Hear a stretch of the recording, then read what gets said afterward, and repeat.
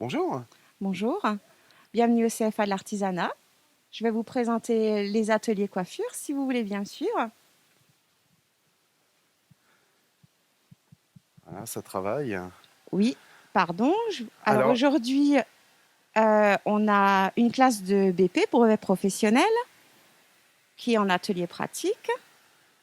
alors, Ah, brevet professionnel, c'est quoi exactement? Alors brevet professionnel, c'est des gens qui ont déjà des diplômes de coiffure et qui là passent un diplôme pour être chef d'entreprise. D'accord.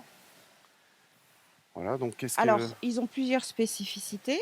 Il y a des, euh, il y a des plutôt stylistes pour tout ce qui est chignon et coiffure plus artistique.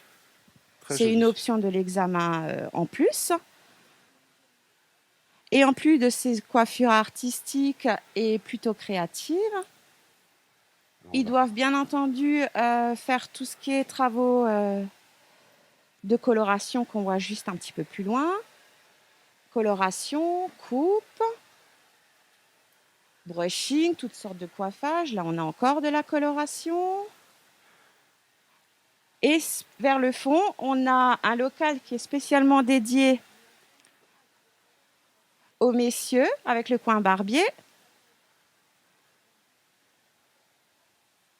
Alors, voilà. Et là, on s'entraîne plus à la coiffure masculine. D'accord, donc c'est la partie salon, salon homme en Oui, fait, hein.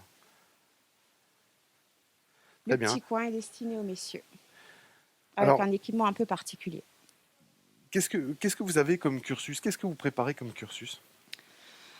Alors, on a 4 niveaux de formation en coiffure. Le premier niveau, c'est le CAP, le palier indispensable pour tous les coiffeurs. 2 ans de formation en apprentissage. Une fois qu'ils ont leur CAP, on a beaucoup de jeunes qui vont en mention complémentaire. La mention complémentaire, c'est plus technique. C'est des coloristes coupeurs. D'accord, c'est des spécialisations un Voilà. petit peu, c'est ça? Oui. C'est une année qui est plus destinée à la pratique qu'à la théorie. Il y a moins de matières généralistes, comme on peut voir dans les autres niveaux. Par contre, ils font beaucoup, beaucoup de pratique et plus des techniques de couleur. D'accord, Ça devient vraiment des coloristes. ok.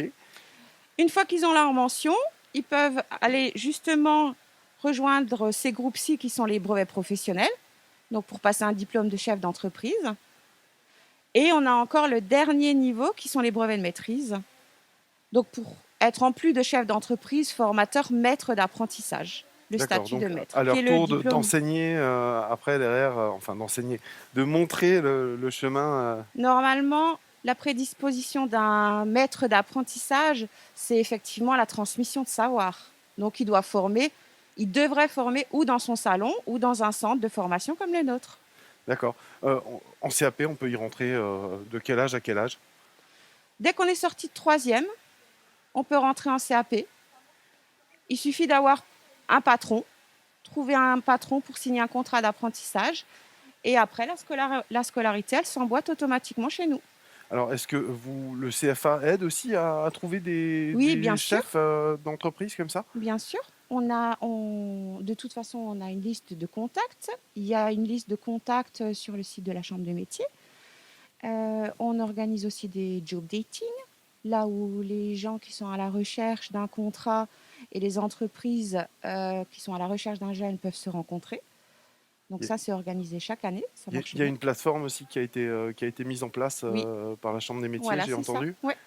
Donc sur le site, on peut trouver la plateforme et on a tous les contacts des entreprises qui recherchent dans les environs. D'accord, très bien. Euh, les profils des jeunes ou des adultes qui viennent chez vous, c'est quoi? C'est des gens qui viennent par passion au départ? Ils ont toujours su qu'ils voulaient faire ça? Ou Oh est-ce oui, la que... grande majorité, oui. Oui, oui. La grande majorité, c'est déjà des gens qui ont un sens assez développé du contact avec le client, ce côté très avenant, souvent un sens artistique qui est déjà bien présent parce que ça fait quand même beaucoup partie de la profession. Mhm. Et après, le reste, ça se développe ici au fur et à mesure des années d'expérience. Mais la grande majorité ne vient pas par hasard. Alors c'est sûr que ça peut éventuellement arriver, qu'on se découvre une passion par la suite, mais ceux qui arrivent, généralement, savent exactement ce qu'ils veulent faire.